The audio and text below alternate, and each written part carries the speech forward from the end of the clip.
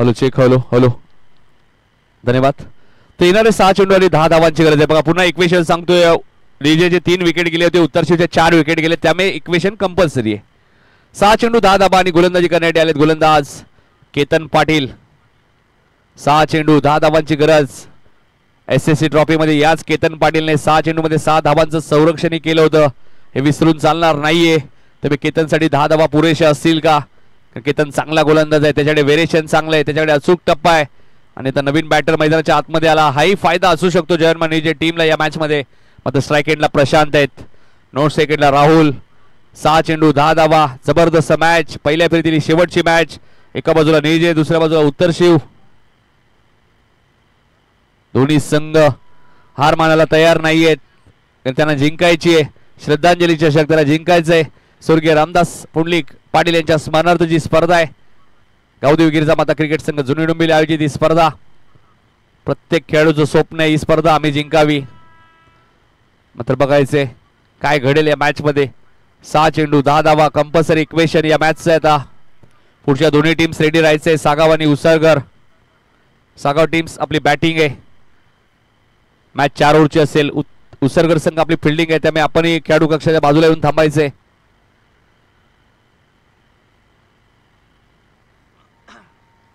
केतन गोलंदाजी मार्कवर. 6 चेंडू 10 धावांची गरज.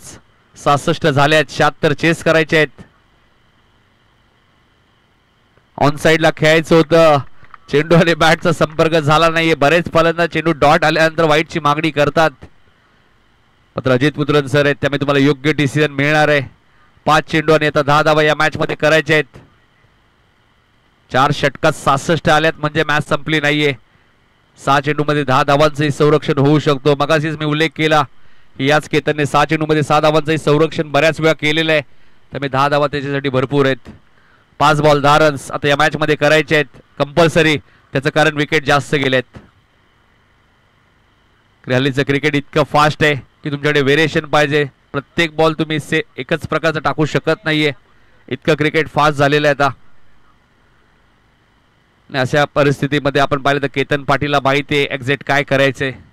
त्याच्याकडे व्हेरिएशन आहे, त्याच्याकडे अचूक टप्पा आहे. 5 बॉल 10 रन्स.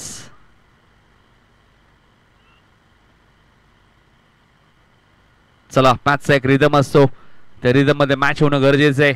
बघा जे प्रशांत हाही एक चांगला बॅटर आहे, तोही मॅचला कधी टर्न करू शकतो, त्याच्याकडेही क्षमता आहे. 5 चेंडू 10 धावा. हाही स्लोअर 1 चेंडू होता. चांगली गोलंदाजी करत असताना केतन पाटीलला तुम्ही पाहतात, मी मगाशीच उल्लेख केला की व्हेरिएशन आहे त्याच्याकडे अचूक टप्पा आहे. आता 4 बॉल मध्ये 10 करायचे आहेत. कधी चेंडू ते वेगाने टाकतात, कधी चेंडूची गती कमी करतात. चांगली गोलंदाजी आतापर्यंत केतनने केले. 2 बॉल मध्ये एकही रन्स केलं नाही, दिलं नाहीये. 4 बॉल मध्ये 10 करायचे आहेत. हाय ऍक्शन आहे केतन. हाही चांगला चेंडू होता, इथेही सिंगलच मिळाली. आता स्ट्राईक एंडला राहुल आलेत. पहिल्या 3 बॉल वरती एकच रन्स आली, ती लेग बायची. 3 बॉल मध्ये आता 9 करायचे आहेत कंपल्सरी. काय गोलंदाजी करतायत केतन. हाय ऍक्शन आहे. 8 ते 10 पावलांचं रनअप. चेंडू बऱ्याच वेळा ते चेंडूची गती कमी करतात आणि अशा मॅचेस केतनला भरपूर आवडतात. 6 चेंडू 6 धावा, 6 चेंडू 8 धावा आणि 6 चेंडू 10 धावा. 3 बॉल 9 रन्स या मॅच मध्ये करायचे आहेत. नवदीत फलंदाज राहुल स्ट्राईक एंडला आहे. 3 बॉल 9. अकुट टप्प्याचा बॉल होता, फायदा घेऊ शकले नाहीये. विकेट सॅक्रिफाईस केले. इथेही डॉट बॉलची समाप्ती होईल आणि आता 2 चेंडू आणि 9 धावा या मॅच मध्ये करायच्या आहेत त्या उत्तर शिव टीमला. ज्या उत्तर शिव संघाने 4 षटकात 66 केल्या होत्या, त्या उत्तर शिव संघाला 6 बॉल मध्ये 10 करायच्या होत्या आणि आता 2 बॉल मध्ये 9 करायचे. हेच तर क्रिकेट आहे मित्रांनो. क्रिकेट असा खेळ आहे, एखाद्या षटकात बऱ्याच वेळा समीकरण क्रिकेटचं बदलतं. आजही रोहित जर टोल नाक्याचा सामना मला आठवते, ज्यावेळी 6 बॉलची 6 ची गरज असताना उसरगर संघाच्या गोलंदाज निकेश पाटीलने त्या 6 रन्स दिल्या नव्हत्या. तोही स्लोअर 1 गोलंदाज होता, तोही चेंडूची गती कमी करतो आणि त्याच्यानंतर निकेश चर्चेत राहिला. रोहिंजन टोल नाकाची स्पर्धा, जुन्या आठवणी भरपूर आहेत. जसा वेळ मिळेल तुमच्यापर्यंत आम्ही नक्कीच पोहोचू. 2 चेंडू 9 धावांची गरज. 6 मध्ये 10 बनवायच्या होत्या. पहिल्या 4 बॉल मध्ये एकच रन झाली आहे, ती लेग बायची. फुलटॉस आहे, त्याला पाठवून दिलंय सीमा रेषेच्या बाहेर. प्रशांतने सांगितलंय मॅच ऑन. हा आलाय सिक्सर वरती. 3 धावांची गरज कंपल्सरी.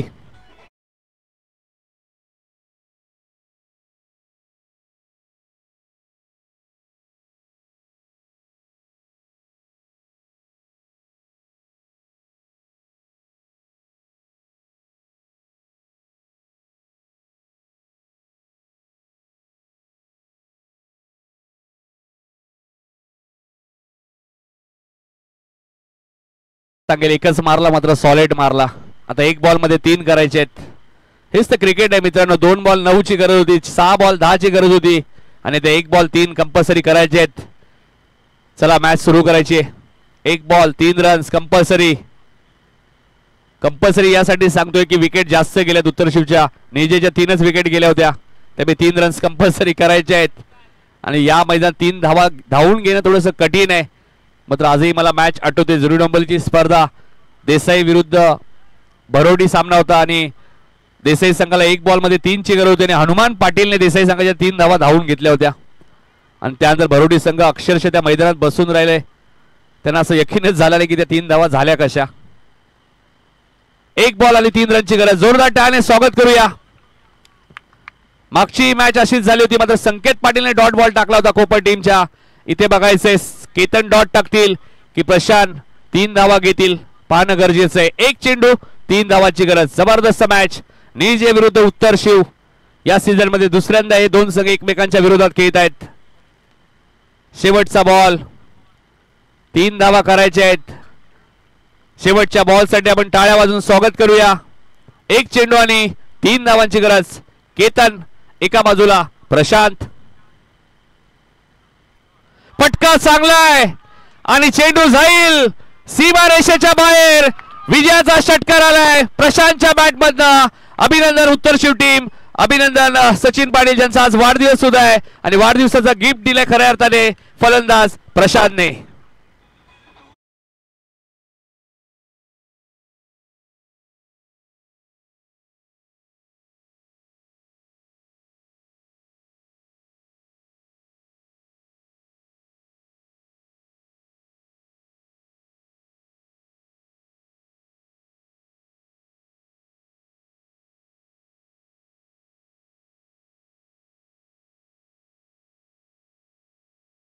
चार बॉल मध्ये 1 रन्स आणि 2 बॉल मध्ये 9 ची गरज असताना 2 षटकार. हे क्रिकेट आहे मित्रांनो.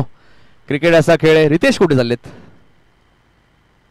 बॉल आणायला चाललेत.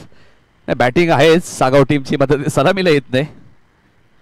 मला वाटलं कदाचित खेळाडू नाही भेटायला चालले असं, मात्र हरकत नाही. हार्डलक मात्र निजे संघासाठी सुद्धा टाळ्या झाल्या पाहिजे. जबरदस्त फाईट केली, कारण की केतनने पहिले 4 चेंडू ज्या प्रकारे टाकले होते पूर्णपणे प्रशांतने हार मानली नाही शेवटपर्यंत आणि या मॅचचा मॅन ऑफ द मॅच ठरलाय. खरं तर सुशांतने 40 रन्स केले आहेत, मात्र प्रशांतने 27 केले आहेत. त्यामुळे दोघांना आपण मॅन ऑफ द मॅच देऊया. दोन्ही खेळाडूंना इन्व्हाइट करूया आणि दोघांनाही मॅन ऑफ द मॅच देऊया. मात्र Prashant man of the match. क्या बात आहे. बघा प्रशांत अशा मॅचेस भरपूर टर्न करतो आणि नक्कीच प्रशांत या man of the match. Prashant बाबूश्यामचे जोडले जातील टॉस बॉक्स मध्ये. प्रशांत ठरला या मॅचचा मॅन ऑफ द मॅच. क्या बात आहे. बघा ना प्रशांत भरपूर आता खुश आहेत, कारण प्रशांतला 3 बॉल डॉटही आले होते आणि त्याच प्रशांतने शेवट गोड केलाय.